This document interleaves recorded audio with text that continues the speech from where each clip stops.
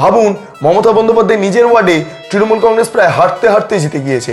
ভবানীপুরকে somehow Mamata বন্দ্যোপাধ্যায়ের হাত থেকে সরিয়ে ফেলতে হবে। শুভেন্দু অধিকারী মমতা বন্দ্যোপাধ্যায়কে পরাজিত করতে পারেন ভবানীপুর থেকে। এক্ষেত্রে দাঁড়িয়ে যদি বিজেপি সরকার হয় তাহলে মুখ্যমন্ত্রীর মুখ একমাত্র শুভেন্দু অধিকারী। অমিত শাহ যদি শুভেন্দু অধিকারীর সাথে আসেন এবং একই সঙ্গে শুভেন্দু অধিকারী অমিত শাহকে পাশে নিয়ে যদি নমিনেশন জমা দেন এবং প্রধানমন্ত্রী নরেন্দ্র মোদী তার কার্পেট বম্বিং যে প্রজেক্ট তার পরিপ্রেক্ষিতে দাঁড়িয়ে যদি ভবানীপুরে যেটা তিনি ভেবেছেন যে প্রোগ্রাম করবেন সেটা যদি করেন তাহলে খেলা কিন্তু ভয়ঙ্কর হবে।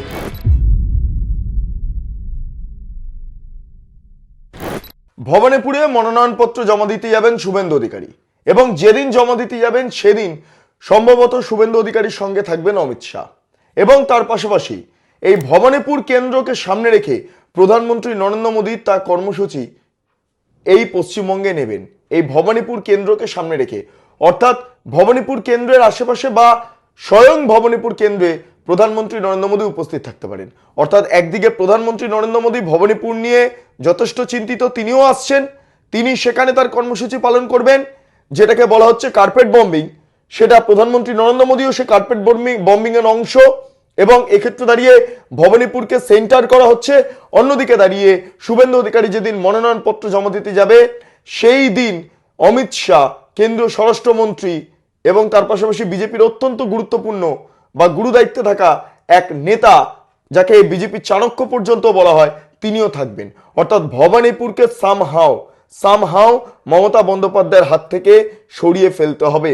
মমতা বন্দ্যোপাধ্যায়ের হাতে যাতে আর ভবানীপুর না থাকে, ভবানীপুর থেকে যাতে শুভেন্দু অধিকারী যেতেন তার জন্য সামগ্রিকভাবে যে প্রয়াস চালানোর বিজেপির তরফে সেটা চালানো হচ্ছে। এবং এক্ষেত্রে জানিয়ে রাখি, বিজেপি কার্যত অঘোষিতভাবেই ঘোষণা করে ফেললো যদি শুভেন্দু অধিকারী মমতা বন্দ্যোপাধ্যায়কে পরাজিত করতে পারেন ভবানীপুর থেকে, এক্ষেত্রে দাঁড়িয়ে যদি বিজেপি সরকার হয় তাহলে মুখ্যমন্ত্রীর মুখ একমাত্র শুভেন্দু অধিকারী।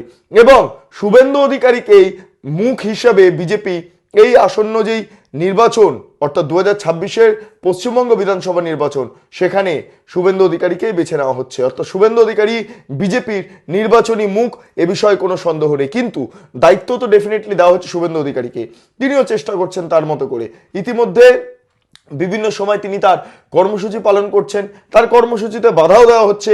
বাধা দেওয়ার অন্যতম কারণ মমতা বন্দ্যোপাধ্যায় বুঝতে পারছেন যে পরিস্থিতি একটু হাতের বাইরে রয়েছে, কারণ এবারে যিনি ক্যান্ডিডেট হয়েছেন মমতা বন্দ্যোপাধ্যায়ের বিরুদ্ধে সেই ক্যান্ডিডেটের কাছে মমতা বন্দ্যোপাধ্যায় 2021 সালে নন্দীগ্রামে হেরেছেন, ফলে খেলাটা এত সহজ নয়। অন্যদিকে দাঁড়িয়ে এসআইআর এর জেরে মমতা বন্দ্যোপাধ্যায়ের যে একটা বিরাট ভোট ব্যাংক তাতে ভয়ঙ্কর প্রভাব পড়েছে। হ্যাঁ, 77 নম্বর ওয়ার্ড থেকে প্রায় 16,000 নাম বাদ পড়েছে এবং তার পাশাপাশি সামগ্রিক যদি আমরা ভবানীপুর কেন্দ্র দেখি এসআইআর থেকে প্রায় 53,000-এর মতো নাম বাদ পড়ে গিয়েছে, যার মধ্যে বিভিন্ন সম্প্রদায়ের মানুষ, ভাষাভাষীর মানুষ রয়েছেন। যেটা বলা হচ্ছে, ন্যারেটিভ তৈরি করা হচ্ছে কেবলমাত্র মুসলমান ভোট বাদ গেছে, একদমই নয়। গুজরাটি, বিহারি, বাঙালি একাধিক নাম বাদ গিয়েছে কারণ নামে বিভিন্ন ভুল ভ্রান্তি ছিল, সেই কারণের জন্য। অর্থাৎ সবটা মিলিয়ে আমরা কি দেখছি, শুভেন্দু অধিকারী ভবানীপুরে তার যে নির্বাচনী প্রচার সেখানে সক্রিয় ভূমিকা পালন করছেন।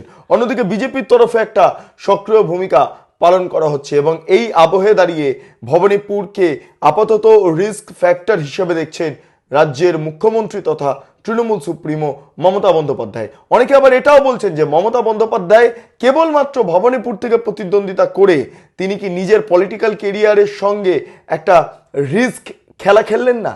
তিনি তো এমনিও খেলা খেলেন, খেলা হবে ইত্যাদি ইত্যাদি বলে থাকেন, কিন্তু তিনি রিস্ক যে ফ্যাক্টরটা সেই ফ্যাক্টরটা এবার মমতা বন্দ্যোপাধ্যায়ের অভ্যন্তরে খেলছে না, এটাই রাজনৈতিক মহলের বিভিন্ন মত।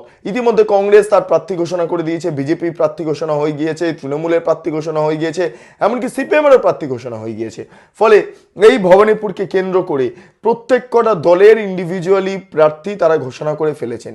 এই ভবানীপুর কেন্দ্রে এবার লড়াইটা কিভাবে হবে, কিভাবে সম্পন্ন হবে, কিভাবে এই ভবানীপুর কেন্দ্রে সফট বা স্মুথলি এগোবেন মমতা বন্দ্যোপাধ্যায় অথবা শুভেন্দু অধিকারী। কারণ যে প্রার্থী দাঁড়াক না কেন, হাই ভোল্টেজ দুই প্রার্থী রয়েছেন, যে দুই প্রার্থীর পেছনেই মূলত মিডিয়া নির্বাচনের দিন ঘুরবে, কনভয় ফলো করবে। এক মমতা বন্দ্যোপাধ্যায় এবং শুভেন্দু অধিকারী। যাই হোক, মমতা বন্দ্যোপাধ্যায় পলিটিশিয়ান, তিনি রাজ্যের মুখ্যমন্ত্রী, অন্যদিকে শুভেন্দু অধিকারীও পলিটিশিয়ান, তিনি রাজ্যের বিরোধী দলের নেতা। ফলে 2021-এর নন্দীগ্রাম যে গোটা সামগ্রিকভাবে যে ছবি দেখেছে সেটা আবার ভবানীপুর দেখবে, এবং শুভেন্দু অধিকারীর বিশ্বাস নন্দীগ্রাম মডেলে পুনরাবৃত্তি এবার ভবানীপুরেও দেখা যাবে। কিন্তু আদৌ কি তাই? অন্যদিকে দাঁড়িয়ে তৃণমূল কংগ্রেসের একাধিক কর্মী সমর্থকরা তারা বলছেন মমতা বন্দ্যোপাধ্যায়ের পুরো রাস্তা সাফ হয়ে গিয়েছে। কিন্তু আদৌ তাই? তার কারণ সম্প্রতি আপনাদের মনে থাকবে ফিরহাদ হাকিম তিনি কি করছিলেন, তিনি মমতা বন্দ্যোপাধ্যায়ের হয়ে প্রচার করছিলেন। সেই সময় দাঁড়িয়ে নিকাশি ব্যবস্থা অত্যন্ত খারাপ এই অভিযোগকে সামনে রেখে ফিরহাদ হাকিমকে দেখে বিক্ষোভ দেখান স্থানীয় বাসিন্দারা। ব্যাস সেখানেই ফিরহাদ হাকিম সহ যারা তৃণমূলের আর 5 জন ছোটখাটো খুচকো পুচকো মস্তানরা রয়েছেন বা বিভিন্ন নেতারা রয়েছেন, তারা ক্ষোভ পোষণ করতে শুরু করলেন। যিনি অভিযোগ করেছেন নিকাশি ব্যবস্থা নিয়ে তার বিরুদ্ধে নানা রকম কথা বলতে শুরু করলেন, এমনকি তাকে ঘরে গিয়ে বিভিন্ন ভয় দেখানোর কাজ ইত্যাদি ইত্যাদি, চেপে যান, এই করুন তমুক করুন, যেরকম তাদের যা বাচন ভঙ্গি সেই মতো তারা মানুষকে ধমকেছেন, বকেছেন। অর্থাৎ সবটা মিলিয়ে বোঝা যাচ্ছে যে পরিস্থিতিটা খুব একটা ভালো নয়। হ্যাঁ, ফিরহাদ হাকিম বিক্ষোভের মুখোমুখি হয়েছেন, আর মমতা বন্দ্যোপাধ্যায় মহিলাদের আগে এগিয়ে দিয়ে ঢাল হিসাবে ব্যবহার করে শুভেন্দু অধিকারীর বিরুদ্ধে বিক্ষোভ দেখানোর জন্য একটা কৌশল অবলম্বন করছেন। এই সমস্ত বিষয়গুলো নিয়ে ভিডিও তৈরি হয়েছে, যে ভিডিও আপনারা এই মুহূর্তে দেখতে পাচ্ছেন। আপনারা ক্লিক করতে পারেন সংশ্লিষ্ট লিঙ্কে এবং সেখানে গিয়ে আপনারা এই সামগ্রিক যে ভিডিওগুলো সেগুলো আপনারা দেখে আপনাদের মতামত অবশ্যই জানাতে পারেন। যাই হোক, ফ্যাক্টরে চলে আসি। অমিত শাহ বিজেপির এই মুহূর্তে চাণক্য, যেটা জানা যাচ্ছে অমিত শাহ এই নির্বাচন নিয়ে 2026-এর নির্বাচন, এই নির্বাচন নিয়ে অত্যন্ত তিনি আশাবাদী এবং তিনি সরকার হচ্ছে এই কথাটা কার্যত ঘোষণা করে দিয়েছেন। হ্যাঁ, যেই প্রেস কনফারেন্স হয়েছিল সেখানে দূরদর্শনের এক সিনিয়র সাংবাদিক তিনি প্রশ্ন করেছিলেন এবং তখন সেই মুহূর্তে অমিত শাহ একটা কথা বলেছিলেন, শুনে নিন ছোট করে। अगर आप सरकार बना पाए तो ये हम टीचर बना ही पाएंगे अगर छोड़ दो। अच्छा ठीक है। শুনলেন অমিত শাহ বলল সরকার হচ্ছে, সরকার যদি হয় নয় হচ্ছে, এই শব্দটা ব্যবহার করেছেন। কোন কোন কনফিডেন্স লেভেল থেকে এই শব্দটা ব্যবহার করছেন অমিত শাহ?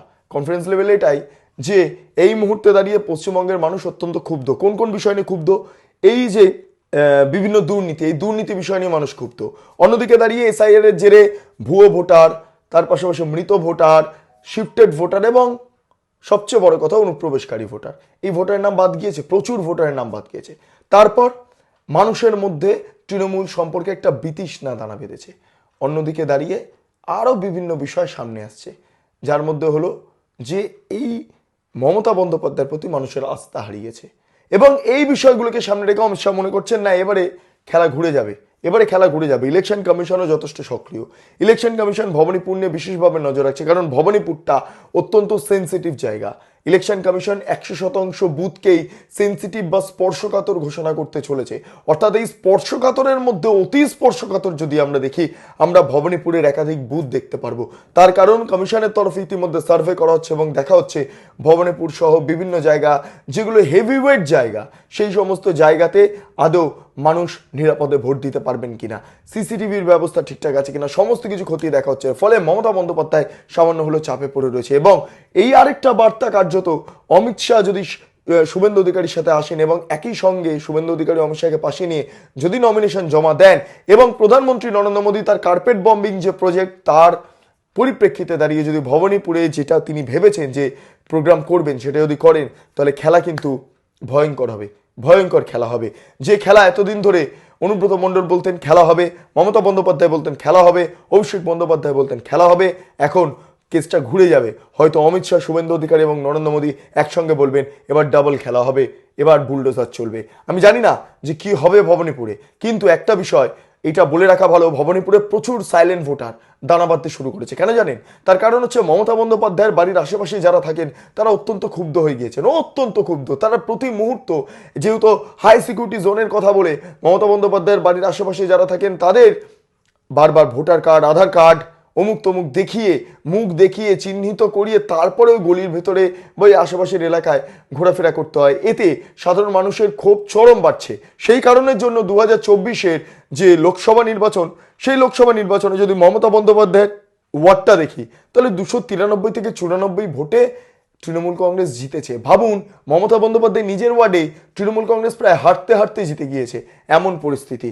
আর বলা বাহুল্য যে 5খানা যে ওয়ার্ড রয়েছে সেই ওয়ার্ডে বিজেপি এগিয়ে রয়েছে, এবং তিনটে মাত্র ওয়ার্ডে কেবলমাত্র তৃণমূল এগিয়ে রয়েছে, যার মধ্যে একটা ফিরহাদ হাকিমের ওয়ার্ড রয়েছে, একটা মমতা বন্দ্যোপাধ্যায়ের ওয়ার্ড রয়েছে, এবং আরেকটা ওয়ার্ড রয়েছে 77 নম্বর ওয়ার্ড, যেখান থেকে সবচেয়ে বেশি লিড পান মুখ্যমন্ত্রী মমতা বন্দ্যোপাধ্যায় বা তৃণমূল সুপ্রিমো মমতা বন্দ্যোপাধ্যায়। ফিরহাদ হাকিমের ওয়ার্ডেও প্রায় একটু ভালোই ভোট পান মমতা বন্দ্যোপাধ্যায়, কারণ এগুলো মুসলমান এরিয়া, এবং মুসলমান এরিয়ার মধ্যে ভোটটা বেশ ভালো উঠে আসে মমতা বন্দ্যোপাধ্যায়ের জন্য, সেটা সুখকর।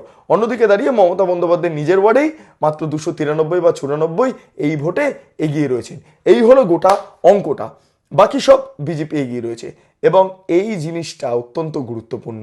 এইখানে মমতা বন্দ্যোপাধ্যায়ের বিরুদ্ধে মানুষের যে ক্ষোভ বাড়ছে, মমতা বন্দ্যোপাধ্যায়ের বিরুদ্ধে মানুষের যে আগ্রাসী মনোভাব পোষণ হচ্ছে, এর পাশাপাশি সাইলেন্ট ভোটার মমতা বন্দ্যোপাধ্যায়ের বিরুদ্ধে যে ভবানীপুরে মমতা বন্দ্যোপাধ্যায় কেন্দ্রে ক্রমে বৃদ্ধি পাচ্ছে, তার বলার অপেক্ষা রাখে না। যাই হোক, আপনারা যারা এই মুহূর্তে চ্যানেলটি দেখছেন তারা অবশ্যই আপনাদের মতামত জানান। আপনারা এতক্ষণ ধরে দেখছিলেন বেঙ্গল লিবার্টি। চ্যানেলটি অবশ্যই ভালো লাগলে লাইক করুন, সাবস্ক্রাইব করুন, শেয়ার করুন, বেল আইকন ক্লিক করুন www.bengalliberty.com, সেখানে ক্লিক করুন। সমস্ত খবর আপনাদের জন্য সাজানো রয়েছে। স্বাধীন, কাঁচিন এবং গেরিলা সাংবাদিকতার পাশে দাঁড়ান। অসংখ্য ধন্যবাদ।